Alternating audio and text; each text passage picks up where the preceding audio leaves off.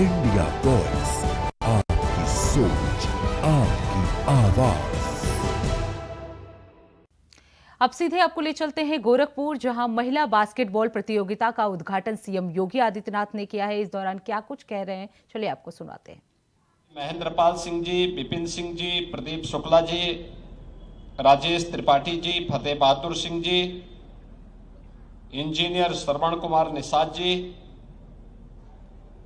विधान परिषद सदस्य ध्रुव कुमार त्रिपाठी जी,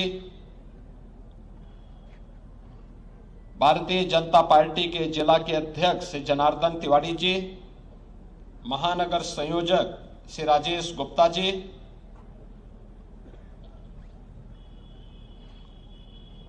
विश्वविद्यालय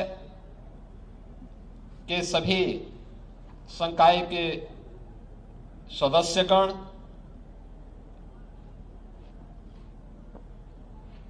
पूर्वी जोन से जुड़े हुए 14 राज्यों के 31 विश्वविद्यालयों से जुड़े हुए सभी प्रतिभागी टीम के सदस्य, इस पूरे टूर्नामेंट को जिन अधिकारियों, मैनेजर और कोचेज के सानिध्य में संपन्न हो रहा है, ऐसे सभी हमारे टीम मैनेजर, प्रतिभागी और इस कोचेज अन्य उपस्थित सभी यहाँ के छात्र छात्राएं, बहनों और भाइयों, मैं सबसे पहले मकर संक्रांति से प्रारंभ हुए east zone university basketball women tournament के आज के इस उद्घाटन कार्यक्रम के अवसर पर पूर्वी जोन से जुड़े हुए 14 राज्यों के सभी प्रतिभागी टीमों का, उनके मैनेजर और कोचेज का बाबा गोरखनाथ की इस पावन धरा पर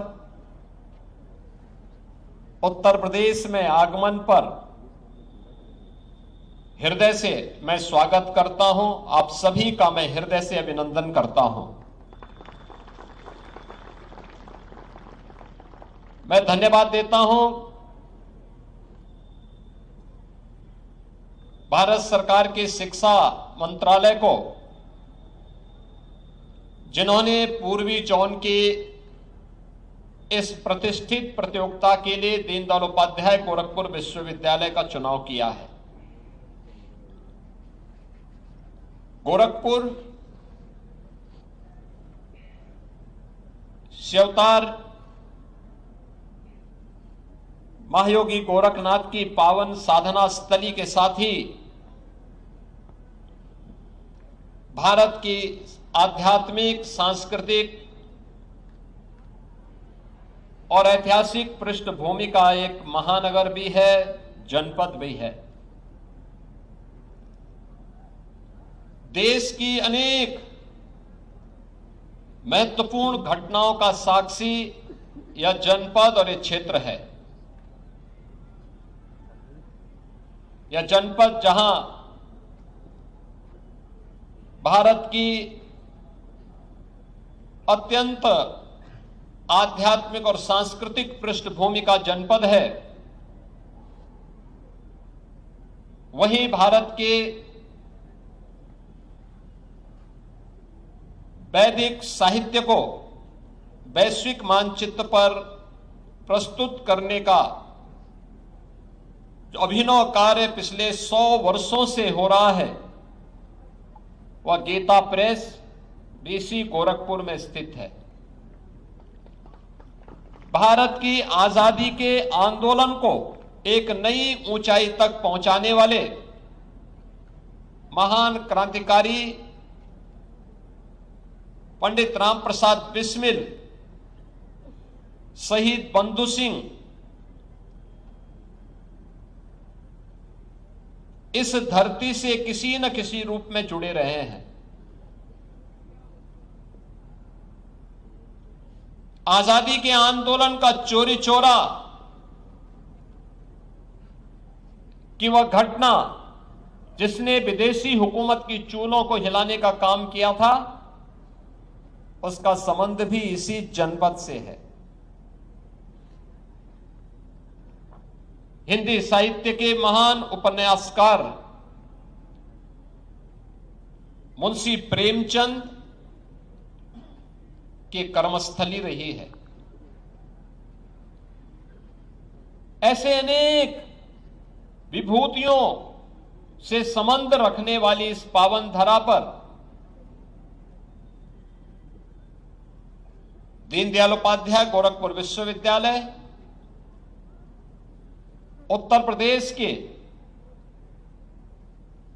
उच्चतम से उच्च शिक्षा के एक महत्वपूर्ण केंद्र के रूप में पूर्वी उत्तर प्रदेश के छात्र छात्राओं के लिए एक महत्वपूर्ण केंद्र है। और इस महत्वपूर्ण केंद्र में आज देश के पूर्वी जोन के 14 राज्यों की 31 टीमें इस बास्केटबॉल प्रतियोगिता के साथ इस आयोजन का हिस्सा बनने के लिए यहां पर उपस्थित हुए हैं। जिन राज्यों के द्वारा प्रतिभाग किया जा रहा है उनमें बिहार, छत्तीसगढ़, मणिपुर, त्रिपुरा, नागालैंड, मिजोरम, सिक्किम, पश्चिमी बंगाल, उड़ीसा, झारखंड, असम, मेघालय, अरुणाचल प्रदेश के साथ ही उत्तर प्रदेश की टीम भी इस आयोजन का हिस्सा बनी है। यह आयोजन अपने आप में इन 5 दिनों तक देश की बेटियों के उस उमंग और उत्साह के साथ ही जीवन के प्रत्येक क्षेत्र में बेटियां भी बेहतरीन प्रदर्शन कर सकती हैं, यह देखने का अवसर पूर्वी उत्तर प्रदेश के नागरिकों को और विश्वविद्यालय के छात्रों को प्राप्त होगा। क्योंकि इन 5 दिनों के अंदर जो अलग अलग लीग मैचेज होने हैं, मैं भी यहां पर परिचय देख रहा था। जब मैंने यहां पर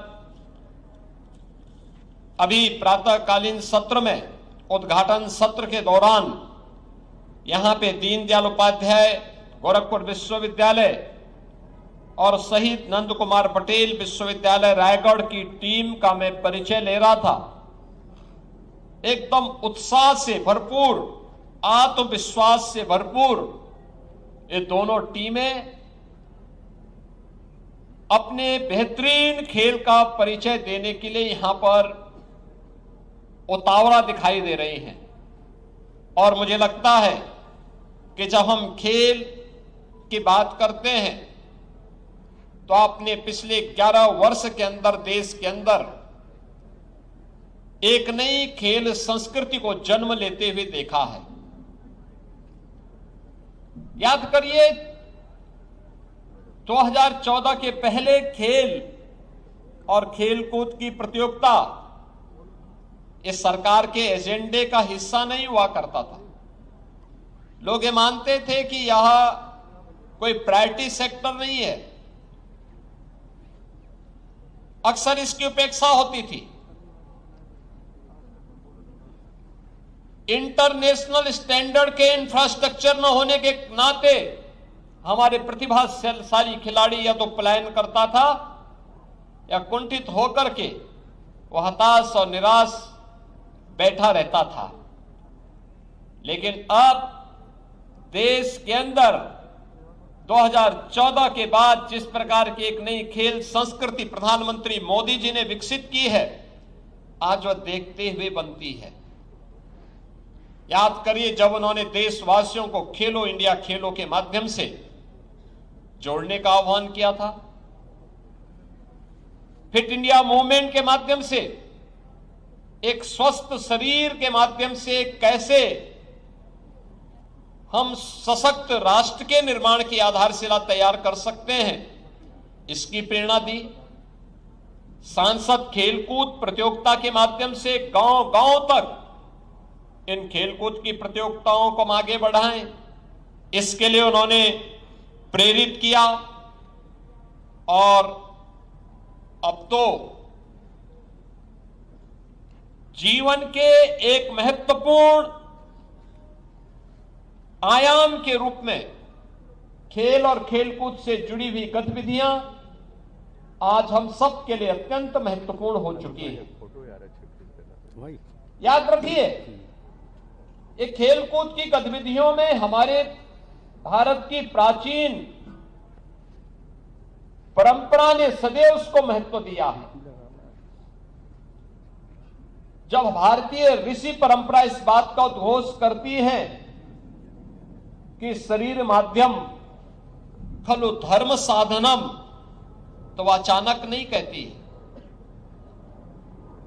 उसके पीछे का भाव यही रहता है कि जीवन के जितने भी साधन हैं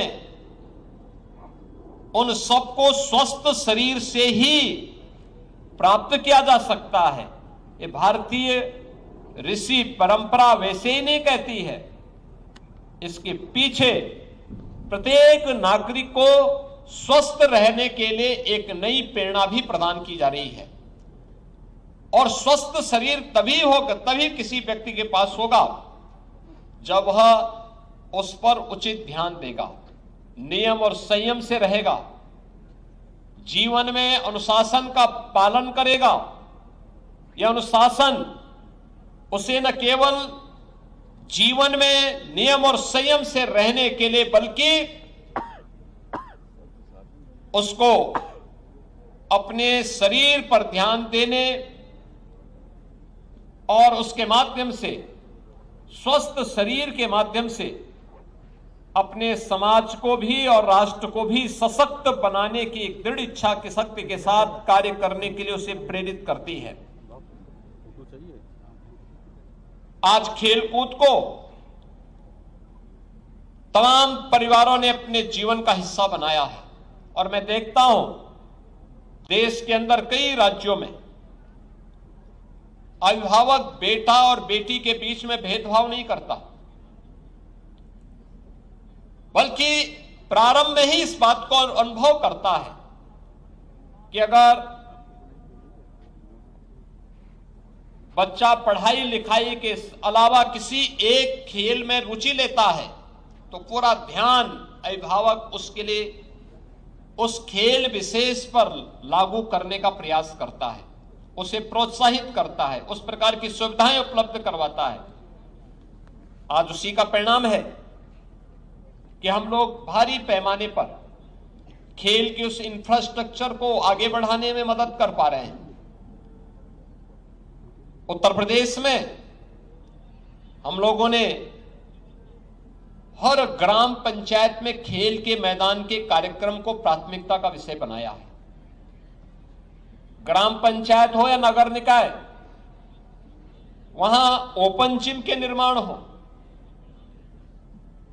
ब्लॉक स्तर पर मिनी स्टेडियम का निर्माण हो, जिले स्तर पर स्टेडियम के निर्माण हो, ये सभी कार्यक्रम युद्ध स्तर पर आगे बढ़े। अब केवल ओलंपिक में या कॉमनवेल्थ या एशियाड में या वर्ल्ड चैंपियनशिप में मेडल प्राप्त करने वाले खिलाड़ियों को केवल अब भारत सरकार ही पुरस्कार नहीं देती है, विभिन्न राज्य सरकारें भी इसके लिए उन्हें पुरस्कृत करती है।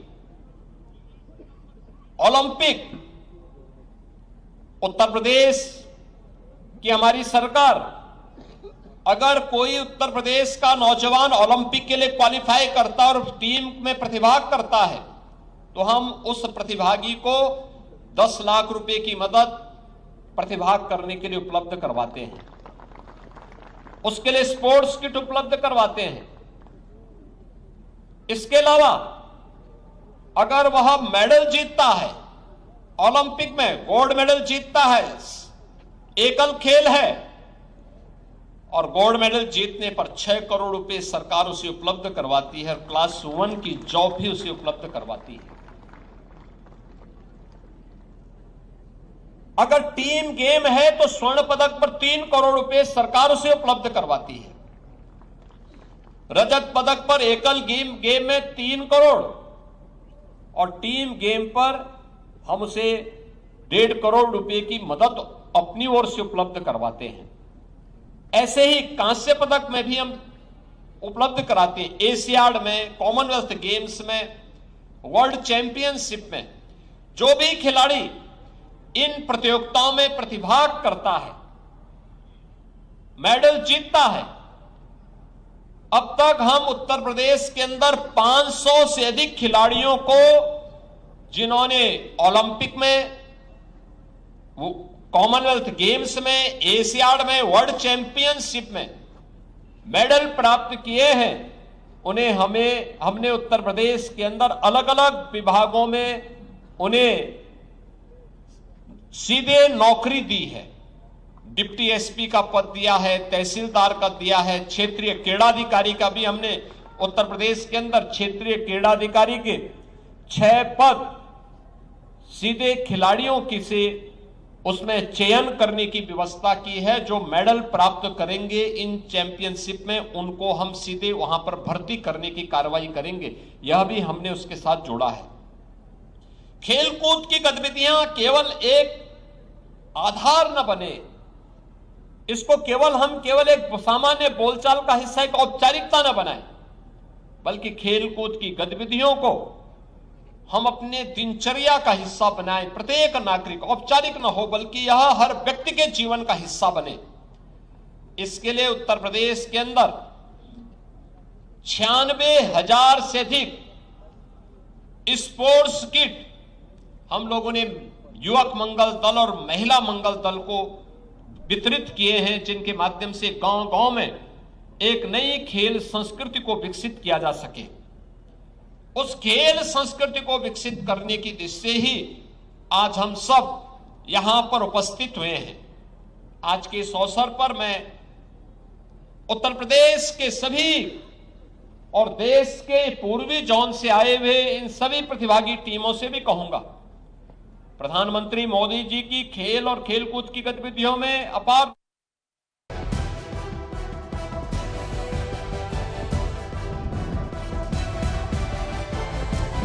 इंडिया वॉइस, आपकी सोच, आपकी आवाज।